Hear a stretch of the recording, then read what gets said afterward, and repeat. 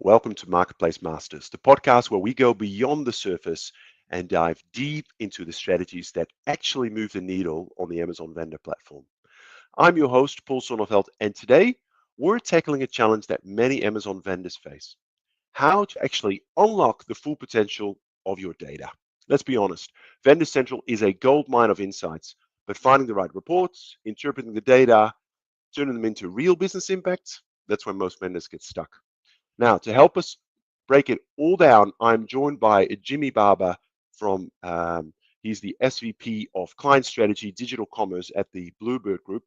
Now, Jimmy has spent years at the forefront of omnichannel retail, helping brands succeed across Amazon, Target, Walmart, and Best Buy, and more.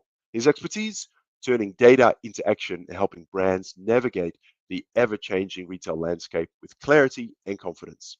Today, we're getting hands-on, walking through must-know Vendor Central reports, uncovering hidden insights beyond Vendor Central, and showing you how to move from data overload to strategic decision-making. Jimmy, welcome to the show. It's absolutely great to have you here today. Thanks, Paul. Excited to be here. Hey, everyone. Excited to unpack a little bit of Amazon data.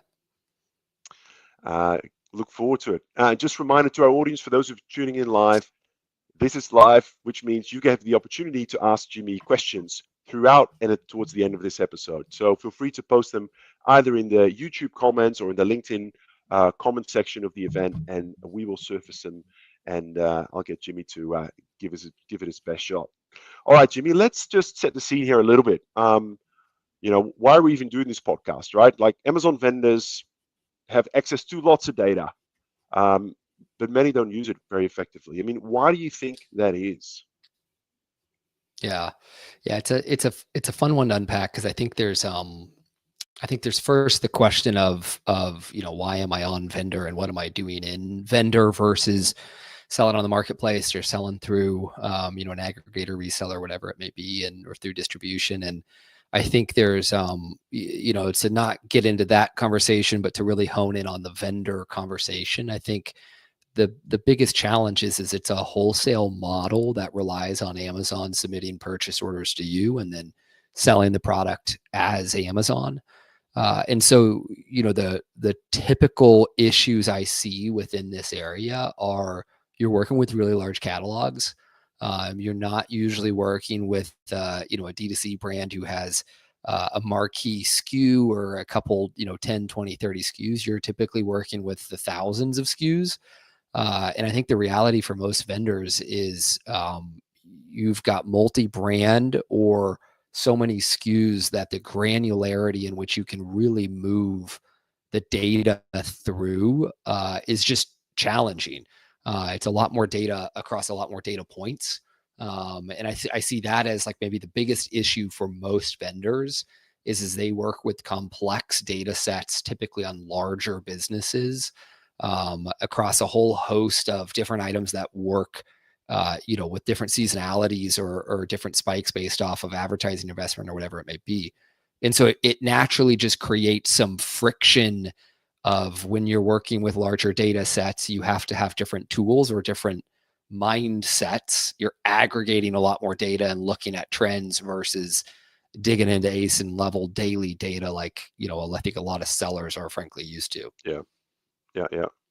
So at 1,000 feet level, and we'll get into the detail here, but as you look across your client base, what would you say are the top three, the largest missed opportunities when it comes to leveraging, what's there available in Vendor Central? Yeah. We'll talk about some interesting reports outside of that in a little while, but biggest missed opportunities inside Vendor Central. What comes to mind?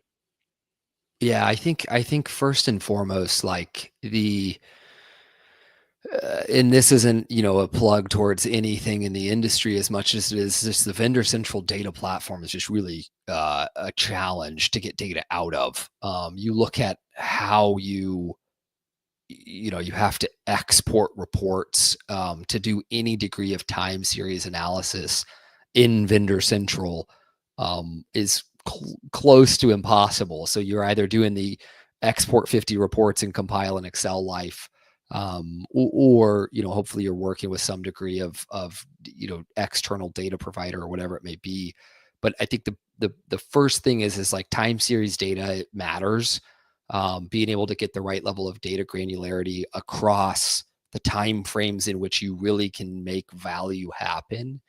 Like it just is really hard on the vendor central platform. You go into reports, retail analytics, and it's like you can see sales, you can see traffic, you can see net ppm, but all of it is in a pretty stagnant, somewhat dated view. So if you're trying to do any degree of real analysis to glean insight, or to frankly be able to pull something from a lever standpoint on the business, the platform itself just doesn't really behoove you to be able to do that. So first I encourage folks to find some degree of either internal resource to database and store data to have a time series database, or to leverage an external provider to just be able to get this data to yourself in a manageable way.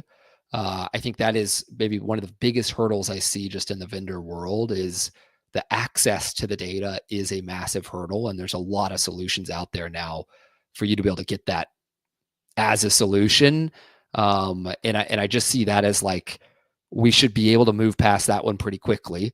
And yet it's still a big hurdle. If you're leveraging the vendor central platform, you just really can't get the data that you need out of it in a timely manner. Yeah. Now I can certainly relate to that. Obviously, we get into that a little bit from our platform, but it's the thing that's, I mean, I guess it's a good thing for us, but there's sort of the only be able to look at certain like time buckets, right? Not getting that trend. I mean, even from an API point of view, it's not easy, you know. I think I we're was gonna pulling say, like daily reports for every single ASIN, like it's one API call, right? It's not like give me the whole time series. No, you have to like, chop it up, then put it together, and then you can do something with it. So yeah. they don't make it And that easy.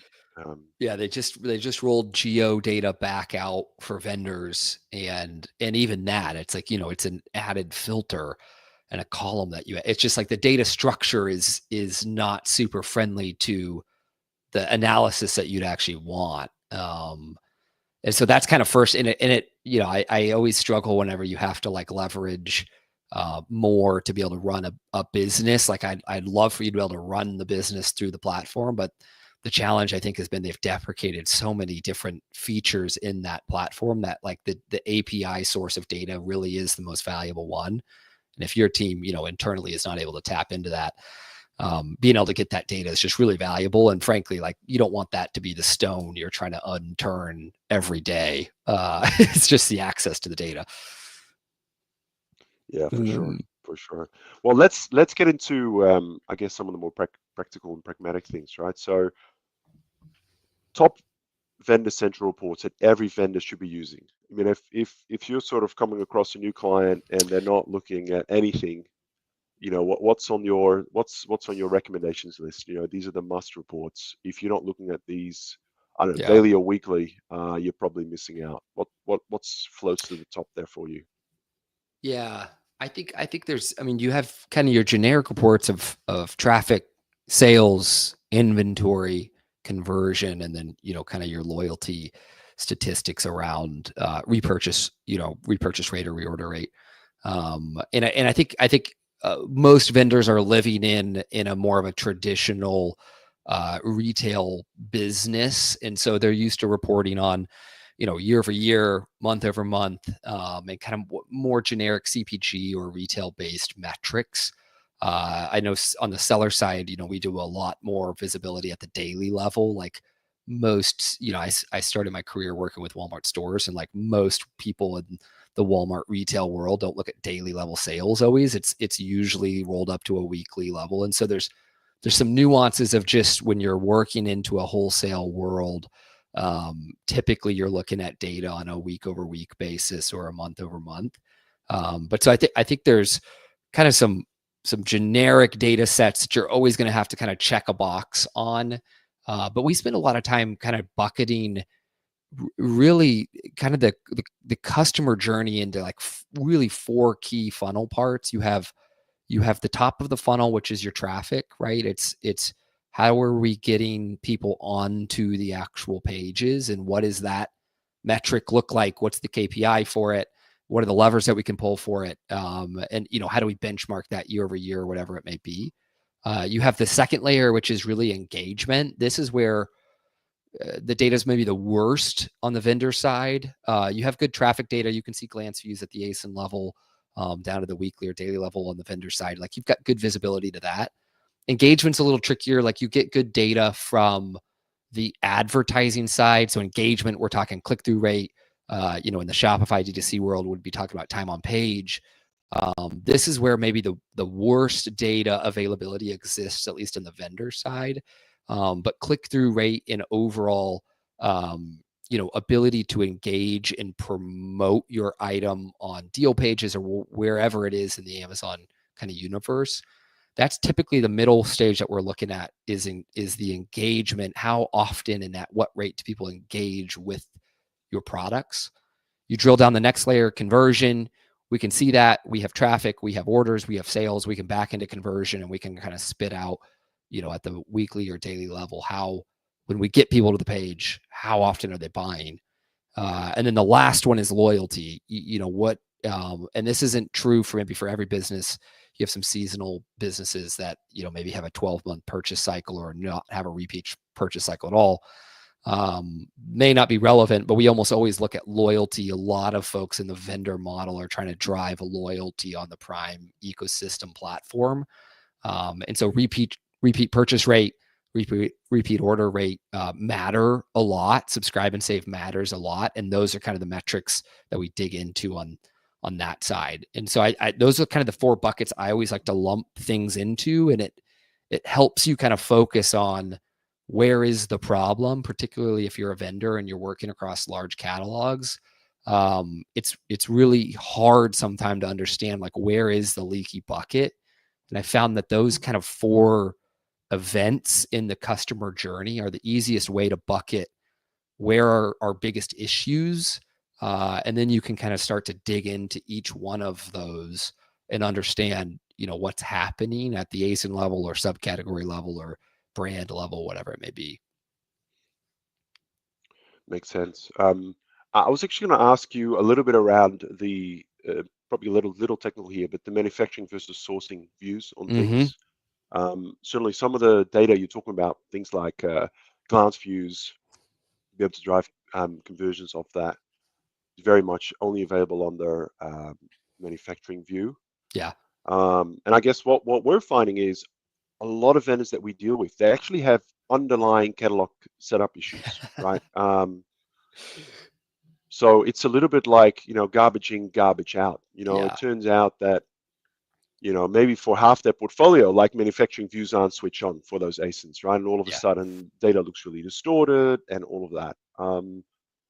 What advice do you have around kind of data accuracy and, maybe some of that cleanup, making sure that your foundation that you're building on is kind of correct?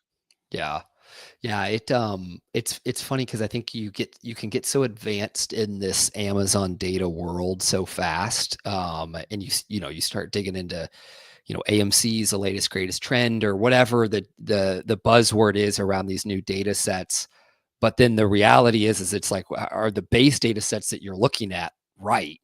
And it's funny because sourcing manufacturing continues to be a pain point even in 2025. Of like, if it's wrong, you're just looking at all the wrong data. And there's not a lot of instances where, your sourcing should be higher than your manufacturing. And so there is these simple gut checks.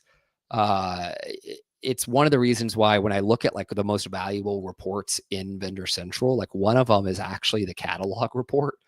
And understanding, when I look at the vendor catalog and I look at ASIN title, your UPC, all your kind of product specs that come with it, is it right? And are the right items that are attached to my brand code or my vendor code in that catalog, and then vice versa? The challenge I've seen with that is it's like a lot of these vendors are working with 10,000 items across massive portfolios. And it's like, you can't realistically cleanse that data yourself if you're a data analyst and, using support and kind of working through your vendor manager or whoever it may be. That's where I've found more and more it can really hamper your business if you don't have the accuracy part right. And we built systems internally to be able to check that accuracy, but there's a lot of external solutions. I found that at more and more as a recommendation is that one of the best parts of working with, some degree of a provider in this space as a vendor is your catalog accuracy actually matters a lot. If you lose, browse node availability, or you fall under the wrong browse node because Amazon's, new AI or variation kind of sorting is auto sorting you into a different browse node. It can really impact your business. And we've seen instances where, browse nodes fall off entirely and your items become unfindable. You have an ASIN that should be in your catalog and Vendor Central, and it's just not. And yet you're reporting on it week in, week out.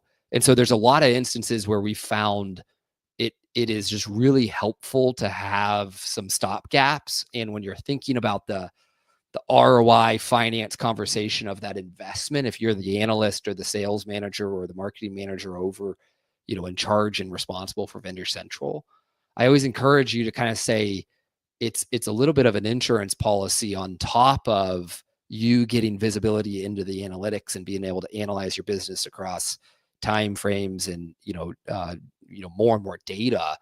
There's also just some healthy gut checks that come with that.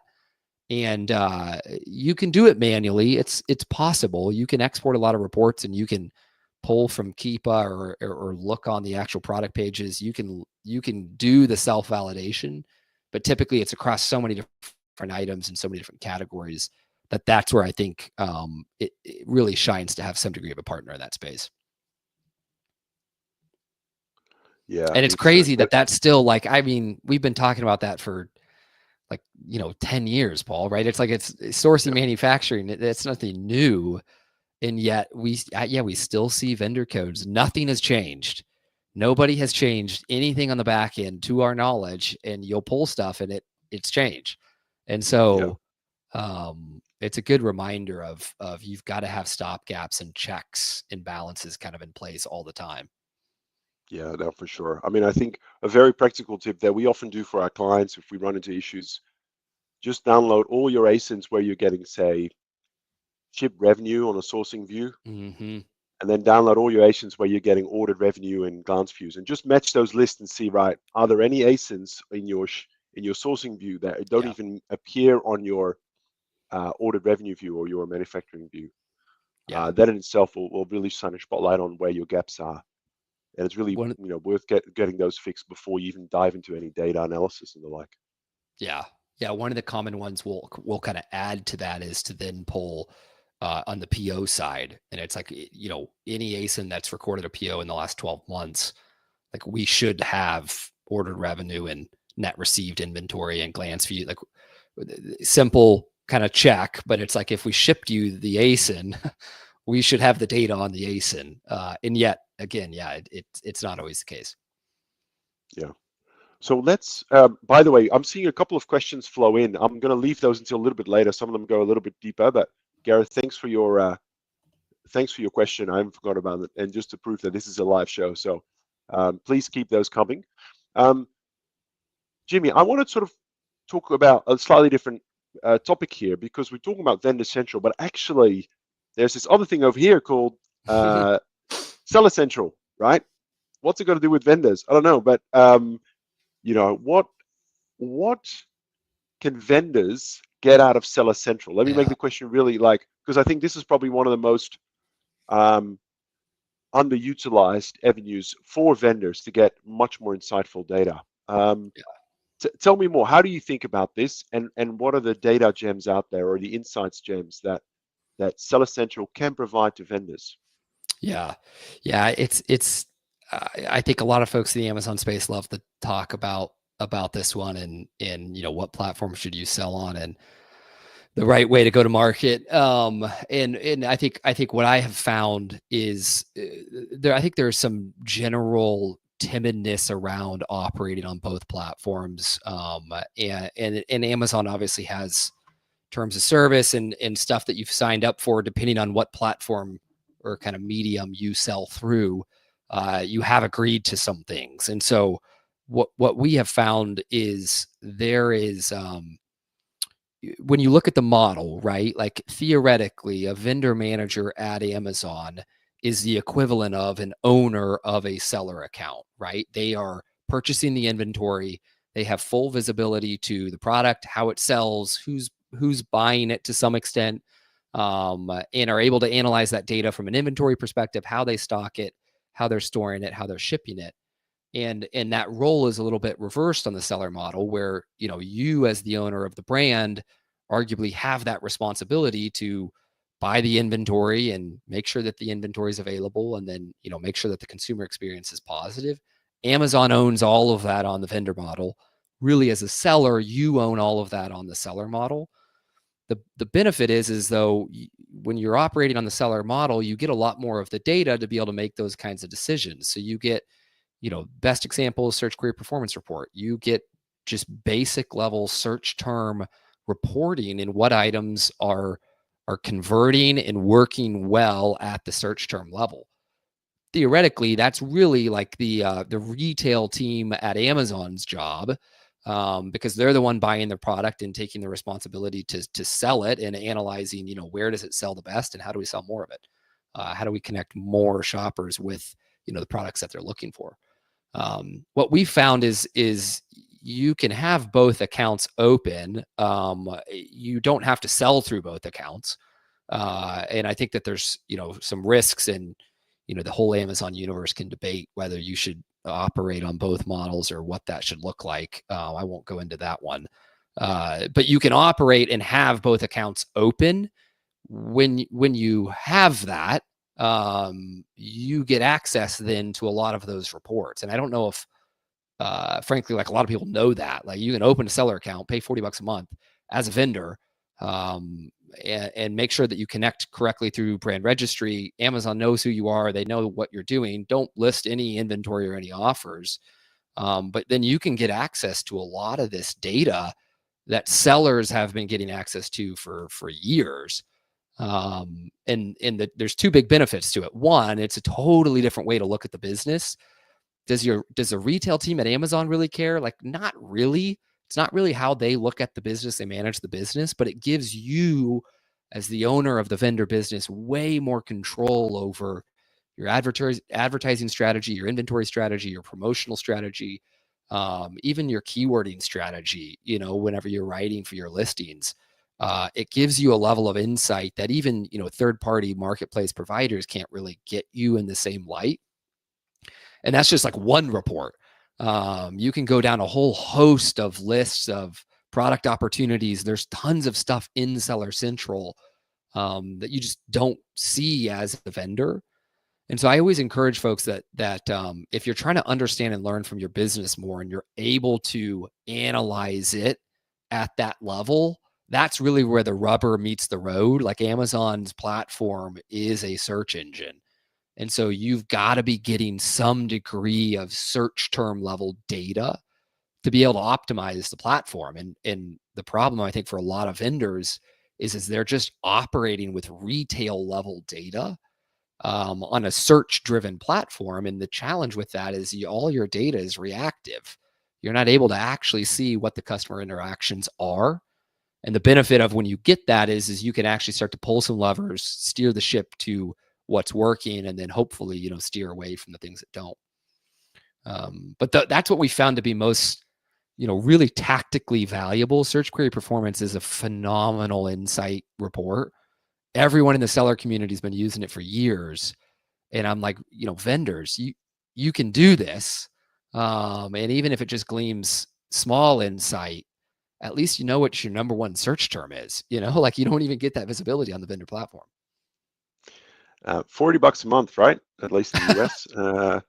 Get a professional selling $39.99. account. Yeah, 39. Yeah, that's Price it. hasn't changed in a while. That's good. Don't start to sell the same ASINs there in your vendor account, though. That's not necessarily. I wouldn't recommend that. As per Jimmy's note, this is not about hybrid selling. We've done lots of other episodes on that. This is just about, hey, for a little incremental cost, you can get access to a whole range of additional insights, including the search query reports. Interestingly, I think that's just been made available via API. which is Yeah. nice, but for sellers only, right? As expected. So Yeah. that is great. And a good thing, I've talked to a lot of folks, even at the executive level of companies that are nervous about infringing on Amazon terms. A good way that I encourage folks to look at it. You can open a international selling account. You don't actually have to have, your North America marketplace will be activated, but is not technically active. And so for a lot of folks, I'm like, open a UK selling instance. You're allowed to sell internationally as a domestic company if you're in the US. And so, do all your legal, do your due diligence. But at the end of the day, like we operate under that kind of guise a lot, where we'll run international accounts on seller and we run, domestic accounts on vendor. But I feel like there's a lot of fear there.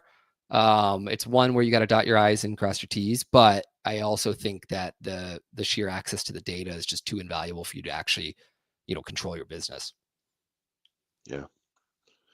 Well, one more question from me before we sort of open up to the audience here. My question was, what are the biggest mistakes? I mean, as you've sort of taken client on boards and you've done a bit of an audit there, what do you see in terms of the biggest mistakes that they've made when it comes to using data or not using data in the wrong way? In other words, what are the things that you can help us avoid, right? Learn from others.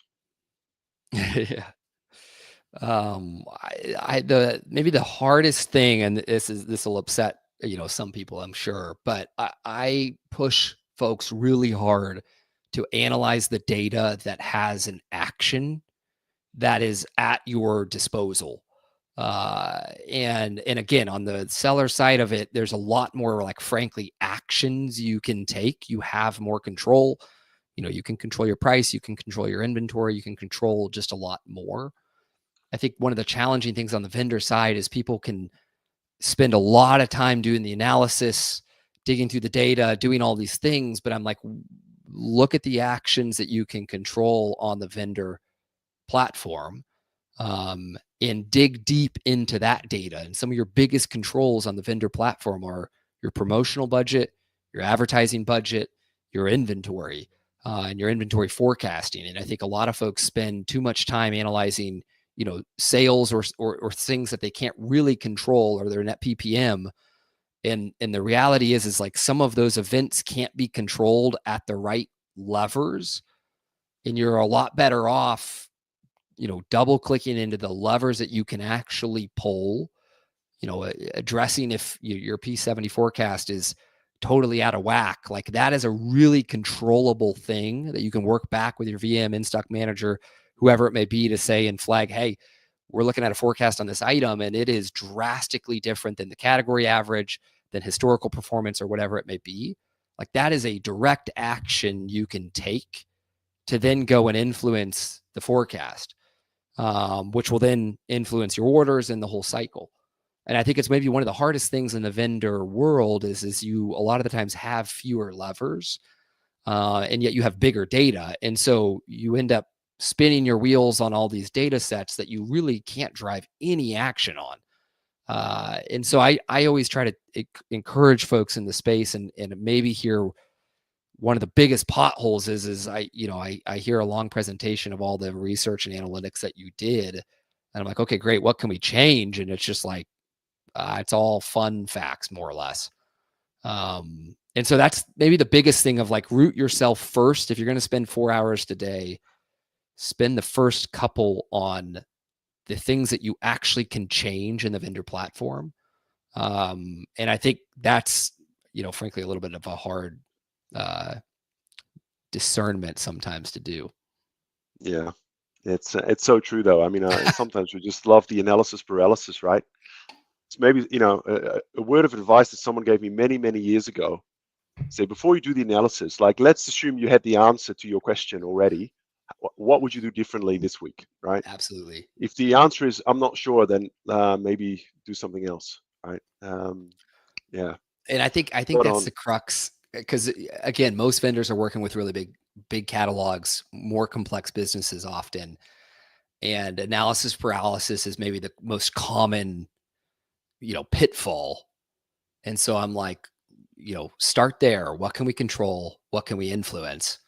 And that's how we grow a lot of big vendors is Mm. focusing it. It's maybe not the prettiest stuff, but it's the stuff that really does move the needle, versus some of the more glamorous insights. Yeah. Cool. We have a few minutes left. I want to throw some questions at you. I'm going to actually throw a question that I get on a weekly basis.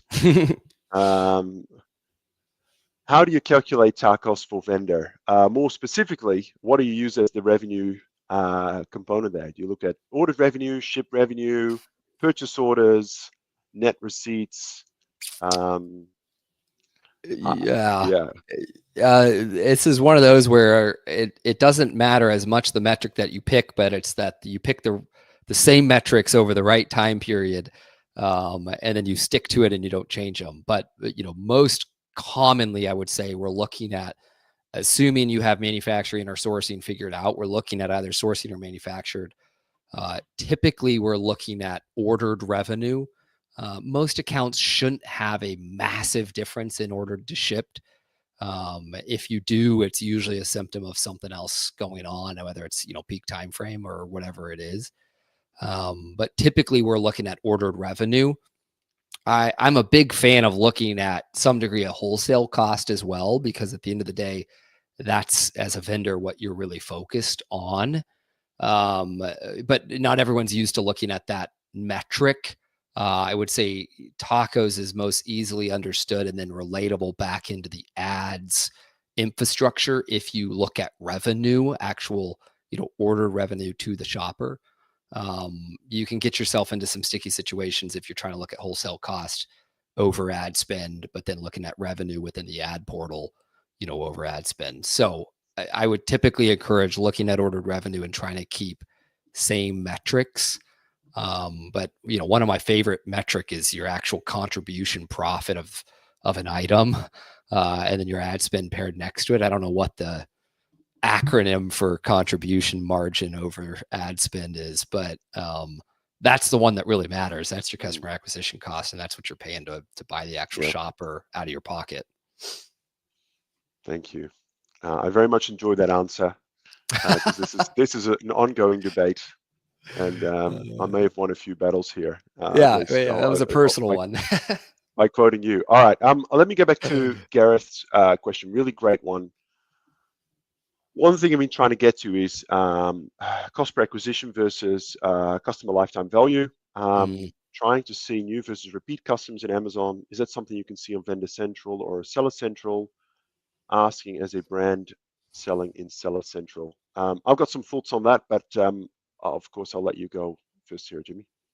Yeah, I think there are some great kind of data providers in the market that are backing into lifetime value on the platform, and it's a pretty challenging, frankly, calculation that I'm not maybe the biggest fan of, depending on how you're trying to optimize towards it. I've seen a lot of folks get into this CAC to LTV, modeling cycle where they're trying to compare the two and acquire a shopper now because they're going to get the lifetime value of them over the next 12 months. And then, a tariff happens halfway through that equation. And I'm like, well, how do you acquire that shopper for more whenever you already, spent the money on them? But so I think there's some external providers that can help you on the Seller Central side. There isn't a lot of availability on the Vendor Central side to back into actual LTV. You don't have the actual right level of data available. I think one of the things you do have available is you have repeat purchase rate. You can get orders. You can understand at the actual ASIN level within Vendor Central what your repeat purchase rate is. That's within brand analytics in Vendor Central instead of retail analytics. But you can understand repeat purchase behaviors. You pair that then with your subscribe and save data. And I think that's really where you can start to do some of this modeling around how much are we driving retention and loyalty through the platform versus just first time sale. That's how I would, as a vendor, maybe kind of try to caveat some of the nuances of the data availability to still have a good metric around loyalty, which I think, Garrett's what you're asking around is how do we how do we have a good metric around the loyalty of this platform and what it's driving for loyalty within our shoppers? Um, Not a direct answer, but maybe a little bit of a direct answer. But Paul, I would love your take of the solve. Yeah, no, look, I think on the seller side, I mean, it's some heavy data lifting, but you can do the crunching, right? So like what we do is we look at every single order, basically ask ourselves a question: have we seen this customer before? If Yeah, yes, it's an existing customer. If new, and then you do the same on the ASIN level. You can build it all up, and you can get to some customer lifetime value piece. And then to your point, you can look at advertising costing. You sort of have to make this assumption, right, to say, oh, I've spent all this money to acquire these new customers during a particular month, so I'm going to assume that all of that was like new acquisition, and therefore the average customer acquisition cost is X. Look, it's indicative, right? Because sometimes you run campaigns for different reasons. They're yeah, not always to kind of acquire. But I think to your point earlier, it's about kind of like having a metric and then just measuring like the relative increase and decreases over time. I think that's useful. So actually, you can get there on the seller side. On the vendor side, it's much harder. Right now, of course, Amazon does have through AMC, you can get some LTV stuff, particularly if you pay for the retail data, which isn't cheap. Um, and I think within the seller side, there are some LTV or lifetime value reports as yeah, well. I think the only caveat is be very careful. Really check the definitions of, like, for example, the way Amazon defines repeat purchase is probably not the way you want to look at it, right? And also, um, a customer lifetime value, I mean, Amazon basically restricts it to 12 and a half months, right? yeah, So if a customer shopped 13 months ago and they come back and they buy again, Amazon considers that a new customer. Great, the advertising campaign worked. We've acquired a new customer. Well, were they really new? Or actually, have a look at the nature of the product. Are they just buying within the general kind of, repertoire, right? yeah, So I think you need to really think through that as well. So yeah, but certainly much easier on the seller side. I mean, it feasible, um, much harder on the vendor side. I mean, yeah. actually, one thing I'm really excited about is Amazon has started to include like subscribe and save indicator on the actual order, so you can actually sort of untangle this business around subscribe and save and repeat purchases, and Hmm. trying to get rid of that middle bit where customers just subscribe for one cycle just to get that 5 or 10% discount and then unsubscribe. They're not Yeah. genuine repeat subscribers, so you sort of want to get a view of that as well. Anyway, probably a little bit too detailed here, but I've got one more question for you, Jimmy. We're a little bit over time, but it's another one that is really, I was going to say, keep me awake at night. That's probably a little bit of an overstatement, but um, Oh, tracking the buy box, right? It used to be, I think it was the lost buy box yep. offer, LBB. or it used to be around a couple of years ago. Amazon said it's gone. There's still something in the API documentation that says we're working on a replacement. Stay tuned. Yep. I think it hasn't been updated for a couple of years. So, what do you do? What do you do on this? Of Yeah. course, I'm So talking about from a vendor perspective here, not yeah, not from a seller point of view. from a vendor perspective, LBB was a really powerful thing. From folks I've heard, very closely to the metric. It wasn't always the most accurate thing, which was, at the end of the day, I think why it got deprecated. They are, from last I've heard, they are working on availability to lost featured offer, which will be similar to LBB, but I think, more or less trying to cleanse some of the challenges of lost buy box. We have gotten some reports of lost featured offer. It is now, a metric I think that's available to Amazon internally, doesn't exist in Vendor Central, accessible publicly through your retail partner, and worth, asking to say, hey, how can we get visibility if you're a vendor to your lost featured offer? Featured offers becoming, pretty much the norm on the seller side from a reference and terminology standpoint. So I think they're trying to keep, some semblance there. But it is a tricky one to track. And yet it's actually some of the most valuable data of if you have an issue on the business. And so again, this is one that, we try to get externally or tracking through, some degree of on-site, visibility of what's going on. But it's tricky because it's different by geo. It depends on inventory. You can be in stock in some states and out of stock in other states. You can have great delivery times in some states. You can have terrible delivery times in other states. I go back to the action, and it's like, okay, what action can we drive? A lot of the times, I'm like, you can't force Amazon to cross dock your inventory, so I'm not sure what we're going to change. But I know that that's something that's supposed to be in the works, and we have seen some, literal Excel exports of the data set. So I'm hoping that that's something that comes back. Worth the question to the retail team to see if you can get any degree of glimpse into that to just know if that's a symptom on your business. If not, a lot of external providers, I think, can give you some directional data on, their track and buy boxes. Thanks, Jimmy. That was a very tricky one. Appreciate that. Fingers crossed it comes soon, because it has been a Let's, while. yeah, we've given them plenty of time. I think they're well over the deadline by now. But yeah. Anyway, we are out of time, Jimmy. So let's wrap it up. Thank you so much for joining me today. Yeah. I love how your mind works, how you kind of put some frameworks in terms of different insights. Really appreciate clarifying some of those complexities on vendor central analytics and those tips on seller central analytics, right? 39.95 or 99, can't remember. Just for those of you, obviously you're in this stuff day in, day out. For those tuning in live or watching this on demand later, they're interested in learning more about how you can help them or just want to continue the conversation in some shape or form, what is the best way for you to get in touch?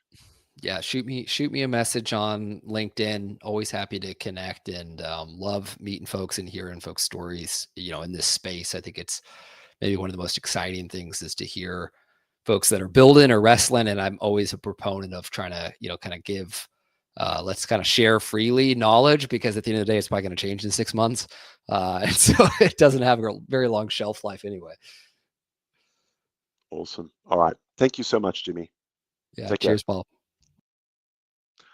All right, everyone. That is it for today's episode of Marketplace Masters. Thank you so much for tuning in today. Now, if you're looking for more insights, please ensure to check out our video on-demand library at merchantspring.io. Just navigate through the resources section there for a wealth of video content on all types of Amazon vendor topics. Of course, if you are looking for vendor analytics, whether you're either looking for agency level analytics for Amazon or vendor analytics, feel free to reach out to me. I'd love to show you what Merchant Spring is all about.